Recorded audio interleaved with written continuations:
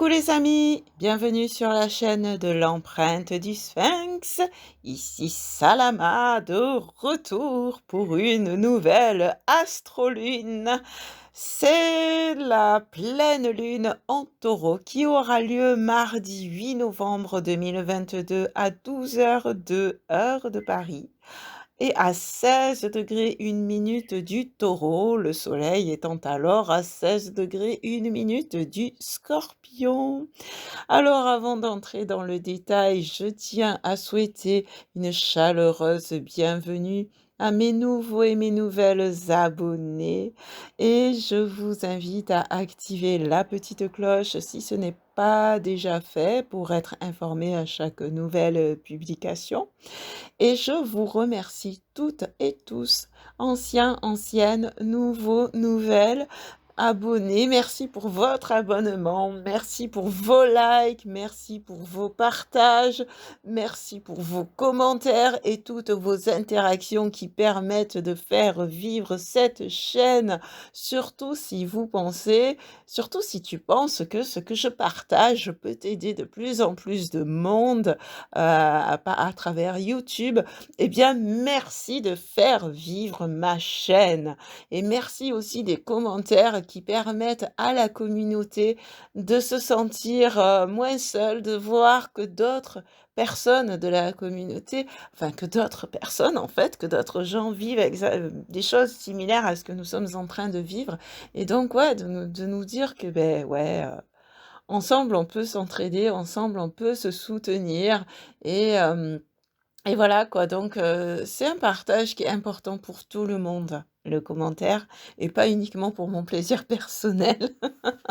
Et bien sûr, je réponds à tous les commentaires parce que je trouve que c'est, personnellement, quand je commente des vidéos, j'aime bien recevoir une réponse, même si c'est une réponse rapide, mais quelque chose qui me dit: «Ouais, OK, je te considère en tant qu'être humain, j'ai vu ton message, et je t'en remercie et je te réponds ceci ou cela».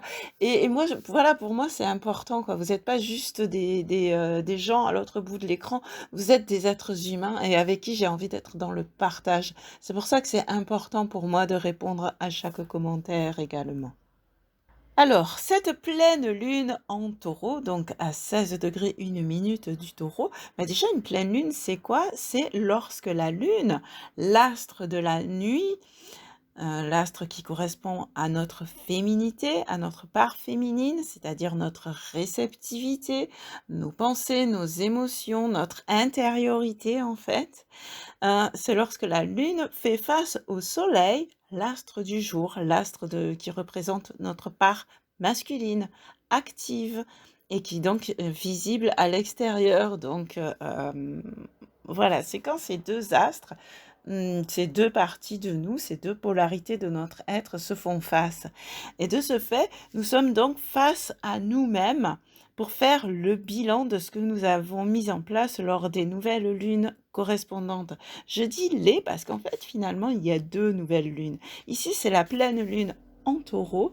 Donc, ça nous parle de ce que nous avons mis en place, d'une part, lors de la nouvelle lune en taureau du 30 avril. Donc, je mets le lien là pour la vidéo de la nouvelle lune pour celles et ceux que ça intéresse. Et aussi bah, de la nouvelle lune actuelle, c'est-à-dire la nouvelle lune, enfin actuelle, précédente, c'est-à-dire c'est la nouvelle lune en Scorpion qui a lieu le 25 octobre et on peut même remonter au 23 octobre lorsque le soleil est entré en Scorpion. Donc il y a en fait, ce que nous avons mis en place, fin avril avec la nouvelle lune en Taureau et ce que nous avons mis en place, fin octobre avec la nouvelle lune en Scorpion, puisque, beh, ce sont les 2 nouvelles lunes de l'axe, Scorpion-Taureau.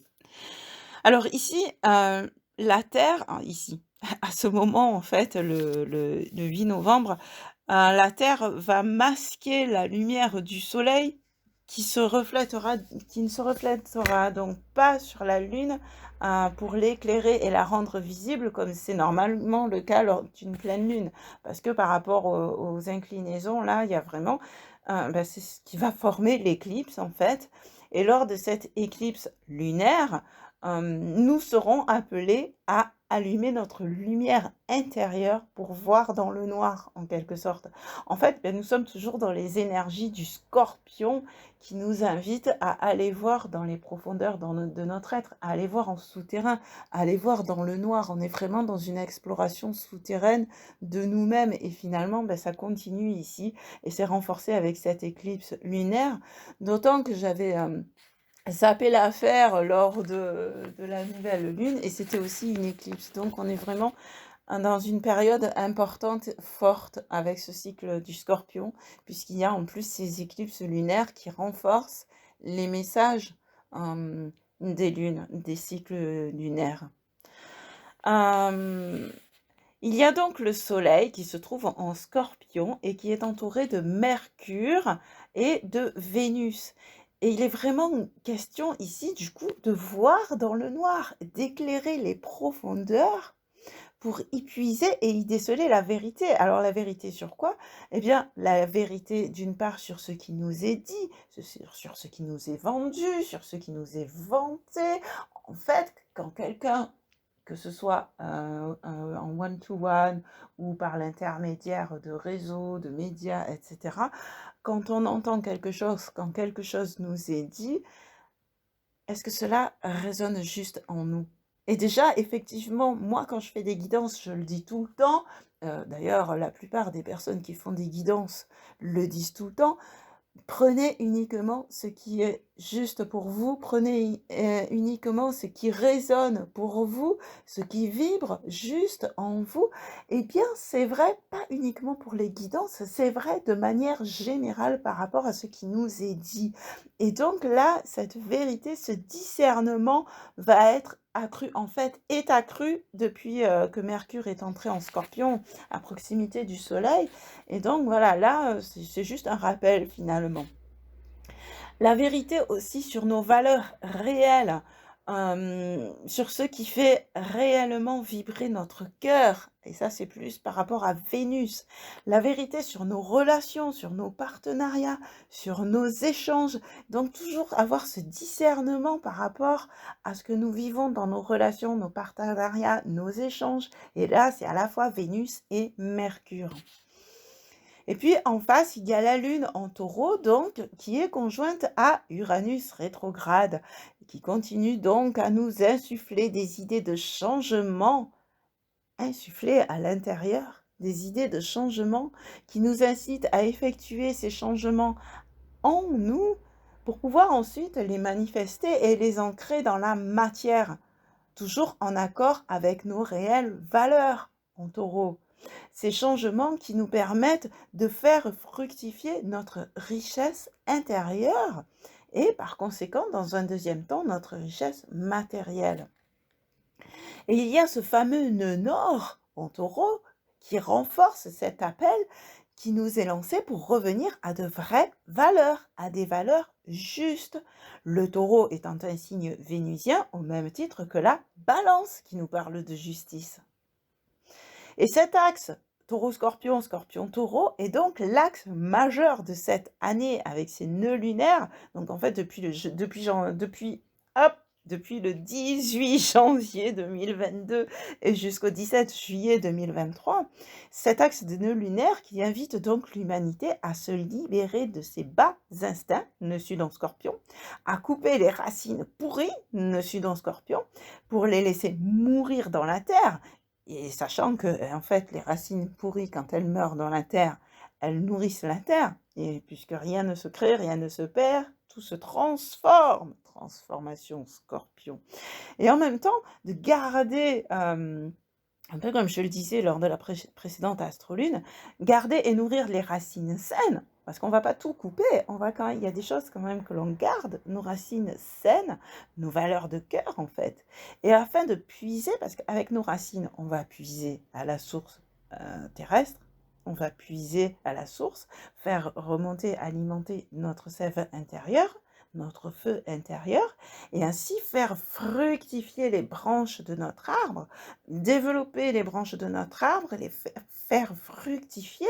Donc ça me fait penser en fait aux guidances intemporelles que j'avais proposées sur l'arbre de vie, donc je vous invite à Allez regarder, si c'est pas déjà fait, même si c'est déjà fait d'ailleurs, peut-être qu'il y en a une autre qui va te parler à cet instant précis.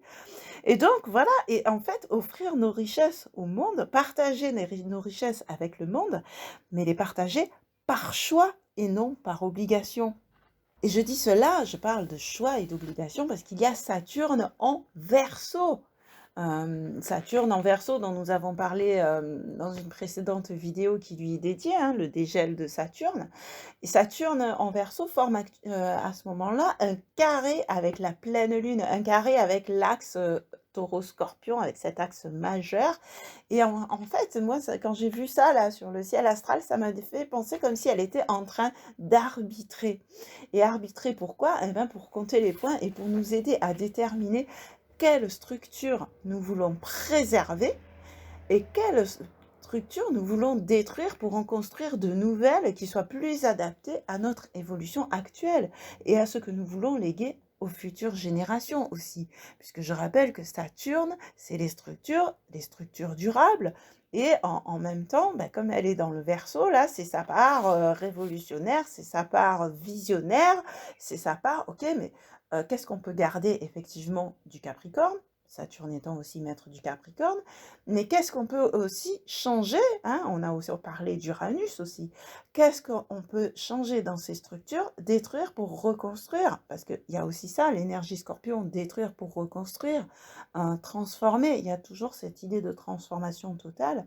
Et donc, voilà, il y a vraiment toujours avec cette triangulaire, si je puis dire, Scorpion, Taureau, Verseau, Saturne, Uranus, le Soleil, la Lune qui entre en compte, Vénus, Mercure, donc il y a la communication, les valeurs de cœur, la justice, et il y a vraiment, mais voilà, qu'est-ce qui est juste? Et dans ces structures, qu'est-ce qu'il est juste de garder? Qu'est-ce qu'il est juste de détruire? Qu'est-ce qu'il est juste de reconstruire? Voilà un peu les questions que nous sommes amenés à nous poser ici.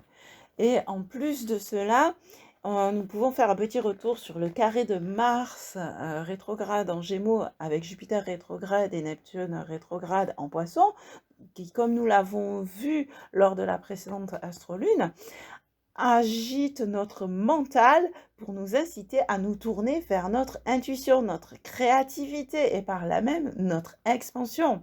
Donc en fait, pour conclure, en fait, on pourrait dire: orientons nos pensées vers ce qui fait vibrer notre cœur, en alignement avec les valeurs de notre être profond, authentique, et accueillons les idées inspirées par notre intuition, notre divin intérieur, notre âme, notre moi profond, notre moi supérieur.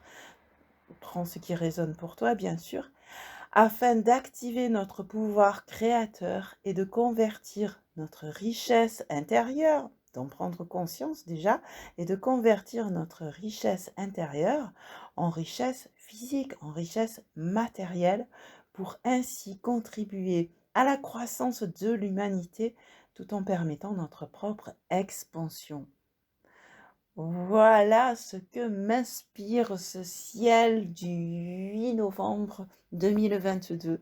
Donc, eh bien, si tu veux mettre en commentaire ce que cela t'inspire à toi, ou comment toi tu perçois ces énergies dans ta vie, comment tu vis en ce moment les énergies du Scorpion qui sont quand même intenses par définition, j'allais dire, mais qui sont vraiment intenses. Comment tu vis cela? Bah, j'aimerais bien que tu me partages aussi en commentaire. Voilà, merci beaucoup en tout cas de ton écoute, de ta confiance, de ta présence, et à tout bientôt. Ciao, ciao.